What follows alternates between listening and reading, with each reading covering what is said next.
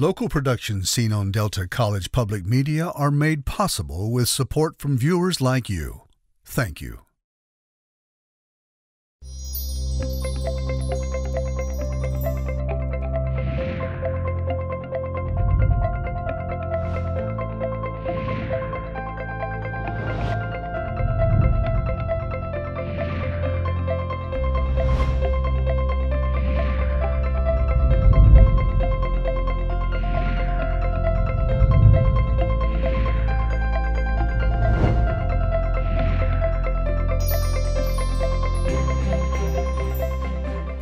Hello, everyone. Welcome to Junia Doan's The Spark. I'm Junia Doan, and thank you for joining us. My guest today is sculpture artist Gary Lee Price. Gary Lee is also the author of his inspiring memoir, Divine Turbulence. Gary Lee, tell us what sculpture is from your point of view. To me, sculpture is a three-dimensional object that lifts the human spirit.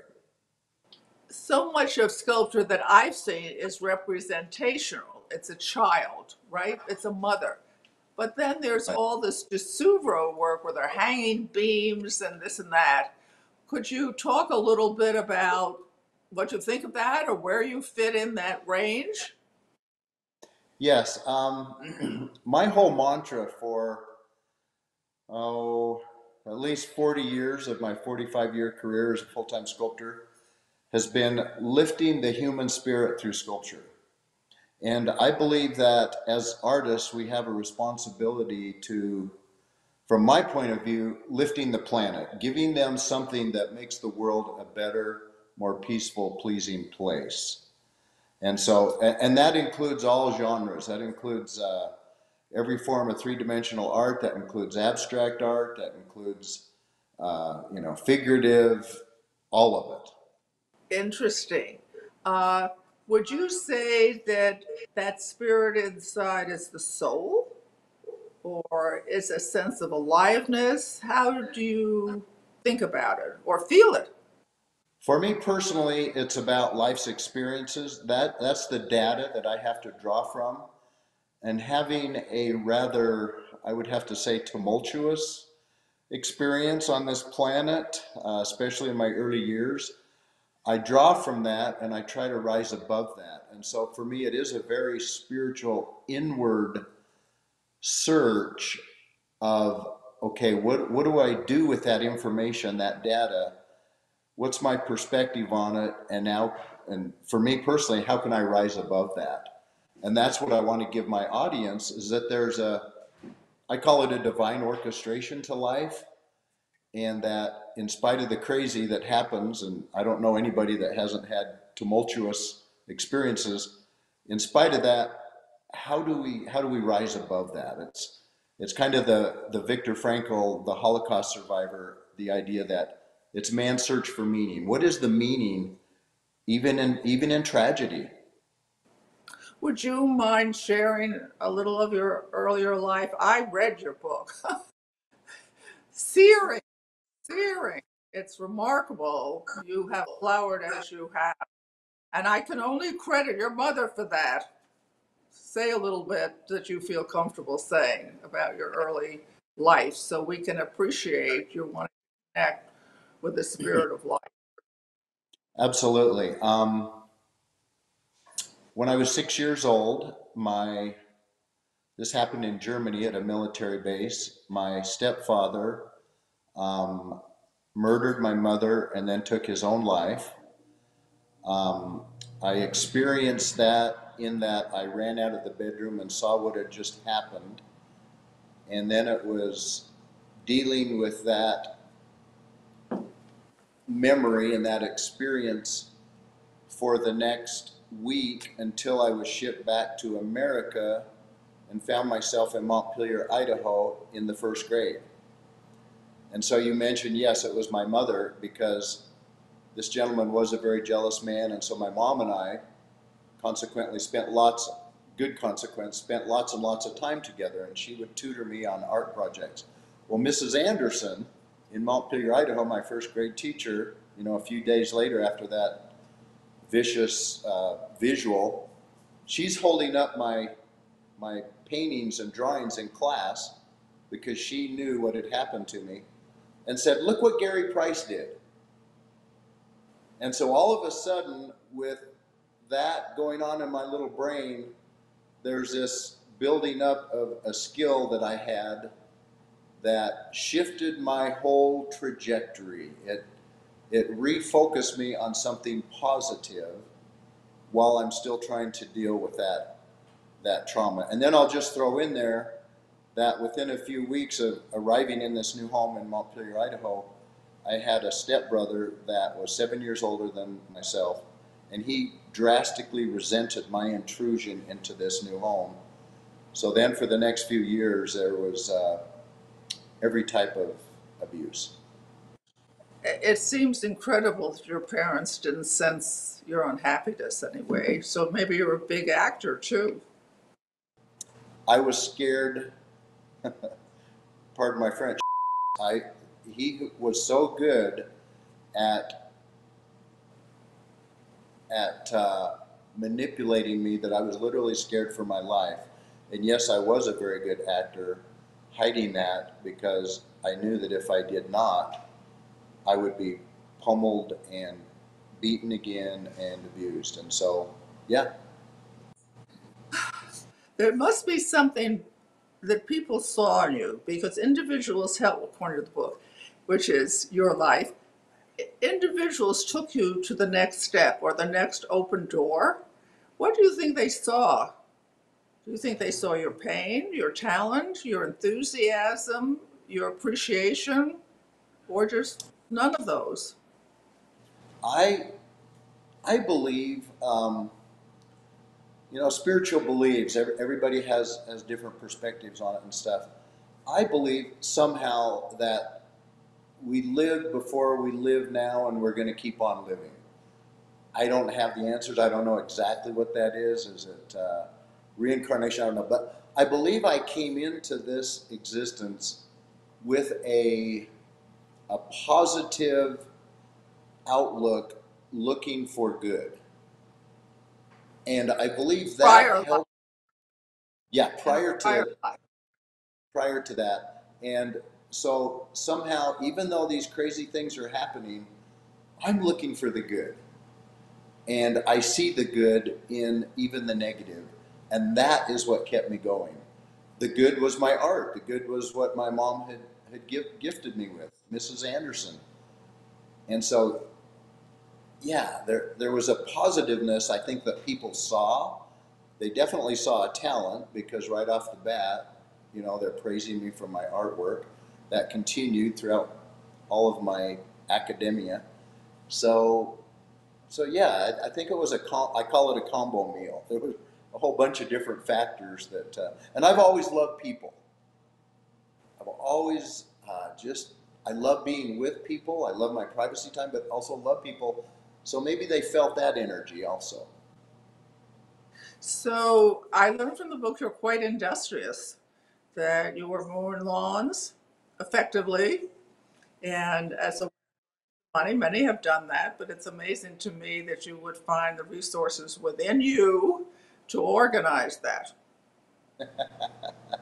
There was some type of drive. I came in with a strong drive to enjoy life. The reason I started mowing lawns is because I wanted this gorgeous bicycle that I saw at Western Auto. It was this bike with the high handlebars and the banana seat, and it was gold, and I wanted that so bad, and I was willing to do whatever it took to get that, and that also continued throughout. And I think that's been part of my success as a sculptor, is just a drive to enjoy a lot of the beautiful things that life can afford us. So you started as a sketch artist, right, or watercolor, and then switched to sculpture. Um, what were the satisfactions of being in paint, so to speak, versus in clay or however you started? Yeah, this for me, this is the funnest part of the educational process of my story. The fact that I love painting and drawing, that was two-dimensional. It was just design and color mostly, and that was so beautiful. But then my last year of college, working, on my paintings at the University of Utah, I got burned out on college. I was the first one in my family to go to college. Last year, got burned out. Ended up coincidentally working for a sculptor. Worked in his studio for 9 months, and all of a sudden it was three-dimensional. And at night, I would take the clay, and it was, instead of, I call it faking an object, I made the object. It wasn't painting reflected light, it was making the object that creates the reflected light. And I'm a very tactile person, and so I call it coming home. It was like, oh my God, where has this been my whole life? I've never done sculpture. And every night after working for him all day long, I was able to play with that clay because that's what he did. And I've hardly ever turned back. I am right now getting back to doing the painting and drawing because the beautiful smell of oils, and I love koi and koi fish. And so that's coming back now. That's kind of the full circle, but it's taken 45 years to come back to that beginning. When you work in clay, do you go into a meditative state?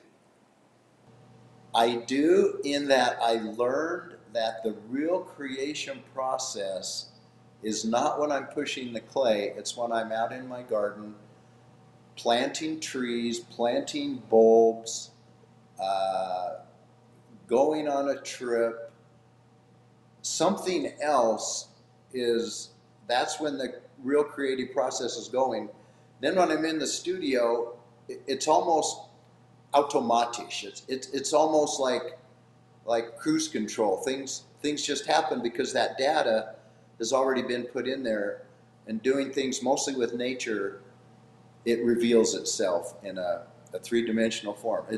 It's cool. The creation process is just, it still blows me away how it works. So explain to our audience how you come to a piece. Drawings, no drawings, models. Just walk us through. Well, so I'll give you an example. So this is one of my first pieces that was extremely successful. It was called The Ascent. They rise highest who lift as they go. My grandmother was part Cherokee, so I have that blood flowing in my veins. And with those crises of going through, being the person down here that's having struggles and stuff, getting beat up all the time and all that, this guy right up here, he was that person. My mom, my first grade teacher, Mrs. Anderson, my third grade teacher, Stan Johnson, who let me work at his studio for 9 months. I wanted to depict that struggle. So, planting trees, planting bulbs, doing all this stuff. Bam, how do I depict that? Well, I want to be able to show anatomy because that was a lot of my study at the University of Utah. And so there was a great reason there to be able to tell a story, to use my expertise with what I knew, anatomy and the figure in that, and create something three-dimensional. And as it would happen, this piece became extremely successful, and that was a huge launch to my sculptural career. We put that in galleries, and it, just took off. But I want you to tell us about what you do with clay. Then you have to cast it, and what's involved in the steps to get what you just. After getting into a lot of different galleries and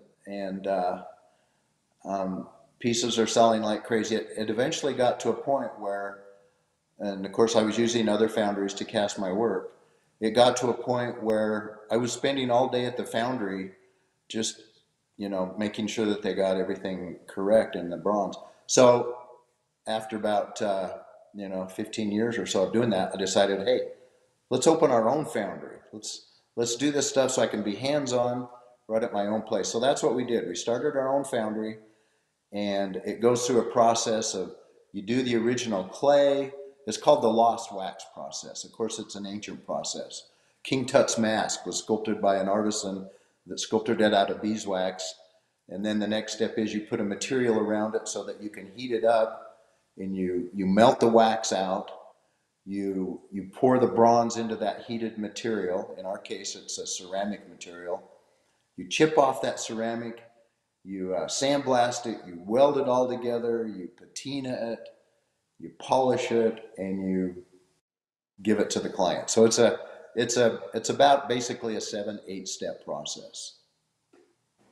Do the proportions change if you make a bigger piece?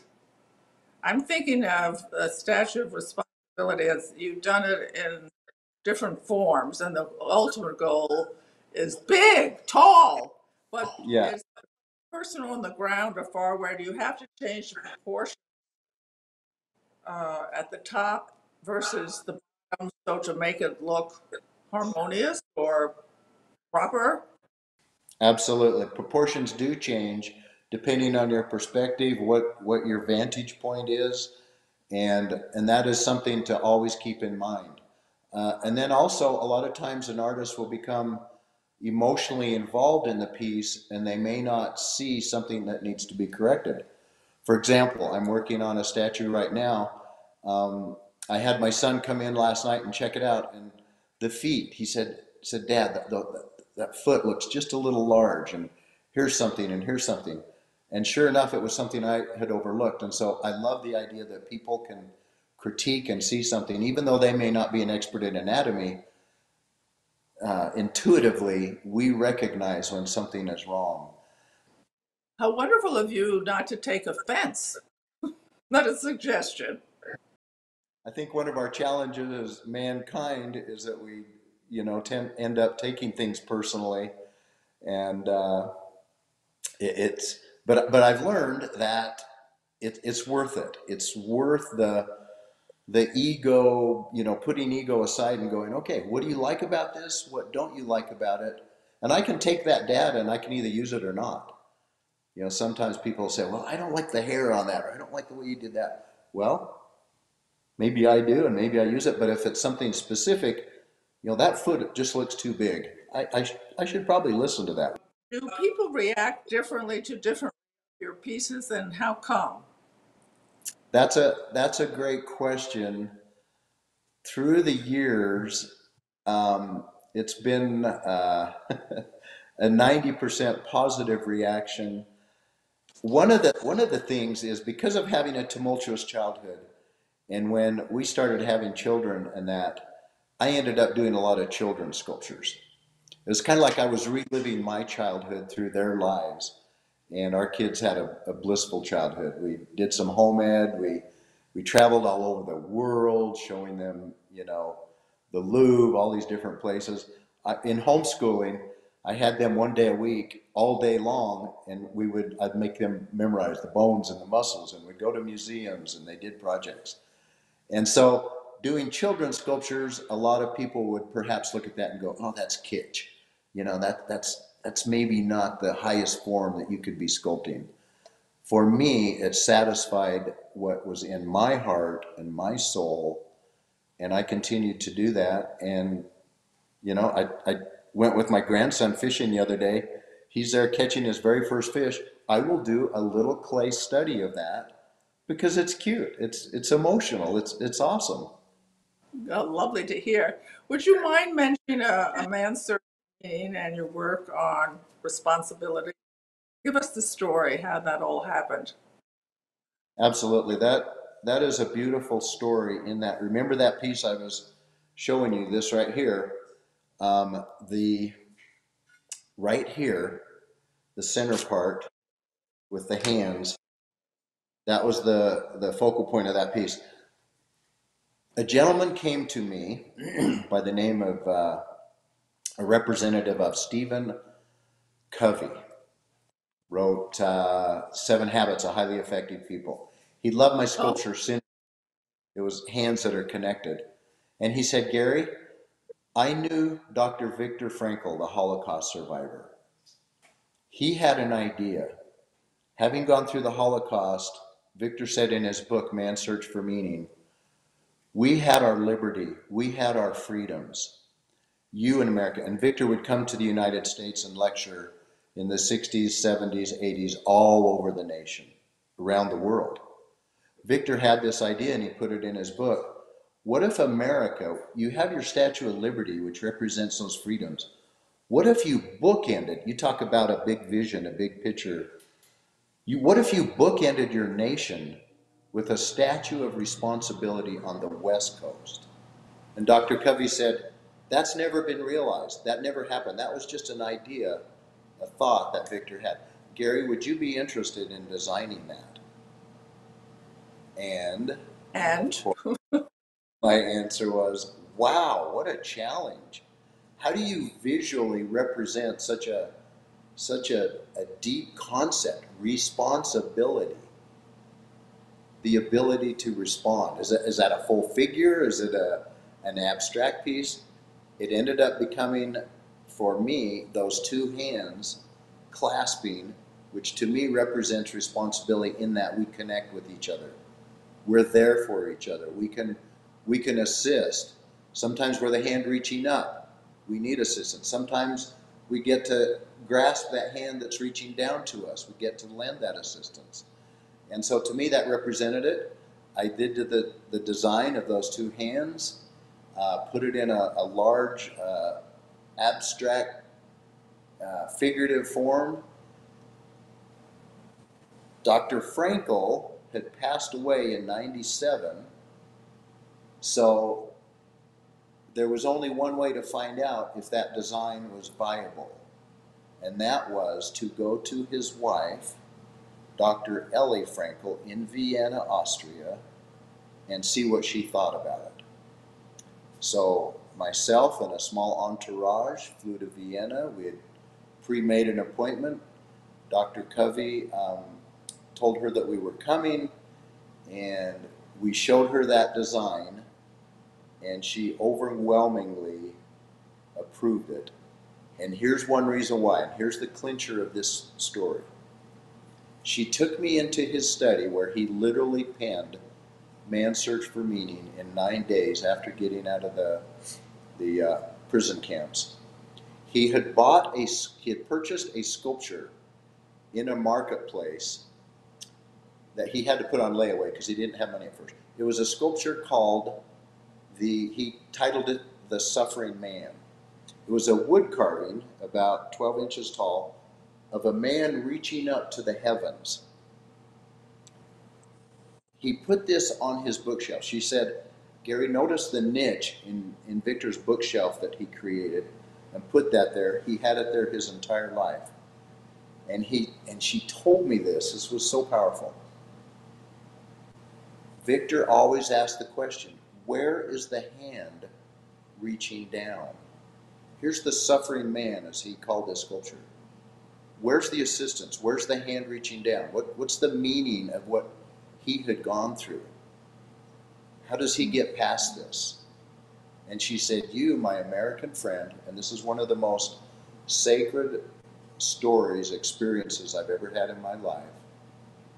And I get goosebumps right now as I tell it, as I have 100 times. She said, Gary, you, my American friend, have brought to me a sculpture, a design that answers my husband's question. Where is the hand reaching down? It was like the holy choirs were, singing. We grasped, we hugged. She approved the design, and from that point on, I knew somehow, in some divinely orchestrated way, I was on path, and it has been that mission since that time to create a statue of responsibility on the West Coast. poetic, divine, spiritual, needed, needed. A slightly different subject. I've looked at many of your sculptures currently, or at one time summer at the Dow Gardens, and I looked particularly at the women's faces, and I thought they looked a little bit like your mother. And I went back to the book to look at the pictures again, and have you a thought on that? Once again, an artist draws from the data, all the input that they have. That picture of my mother is so sacred to me because she was a beautiful woman and a classy woman. She had a dignity about herself. And that, of course, I believe comes out in my depictions of women. Yeah, it's a part of my being, and of course it's going to come out. It's, you know, a lot of times artists end up doing self-portraits. You know, a male artist will end up, the male figures that he does ends up having a likeness to that person. And that happens, but that part of the women, yeah, that makes great sense to me. Oh, appreciate that. We've had a wonderful experience with you today, sharing your wonderful work and your life and your incredible idea for responsibility as a statue. And thank you for being on our lives. Thank you for the sculptors in the Dow Gardens, and more particularly, showing people after great personal harm that you can find meaning, right? You can live meaning, and I credit your mother, of course, but you get what I'm saying. So many people are crushed by life, and it's just inspiring, and that's what we want to do, inspire people who need it and help people who really need it and take the inspiration when we need it. So thank you again. Remember, everybody, go out and do something kind, as I say every week. Today, tomorrow, and the next day, for someone you know and someone you don't know. Kindness is a gift of love. Thank you. Amen. Thank you, Junia. I appreciate it. To contact Junia, send her an email at juniadownsthespark@gmail.com. For more information, program schedules, and news about future guests, go to www.juniadownthespark.com. Thank you for joining us. See you next time on Junia Doan's The Spark.